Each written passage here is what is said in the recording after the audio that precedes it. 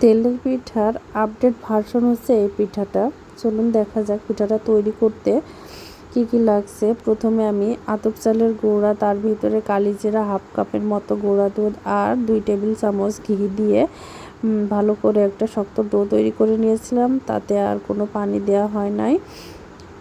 এটাতে আপনারা চাইলে পানি চেঞ্জ করে দুধটাও দিতে পারেন, কোনো সমস্যা নাই। দুধ দিলে আর একটু ভালো হবে।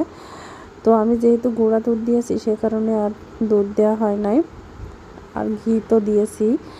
আর এতে আর কোনো এক্সট্রা পানি না দিয়ে গুঁড়োটা দিয়ে আমি একটা ডো তৈরি করেছি। যে পরিমাণ মিষ্টি খাবো সেই পরিমাণ, এতে আপনারা চিনিও ব্যবহার করতে পারেন, কোনো সমস্যা নাই। কড়াইয়ে পর্যাপ্ত পরিমাণ তেল দিয়ে তেলটা গরম হয়ে গেলে এর ভিতরে একটা একটা করে পিঠা দিয়ে সে পিঠাগুলো ভেজে তুলে নিলাম। পিঠাটা এতটাই মজার ছিল, বাসায় অবশ্যই চেষ্টা করবেন একবার তৈরি করা।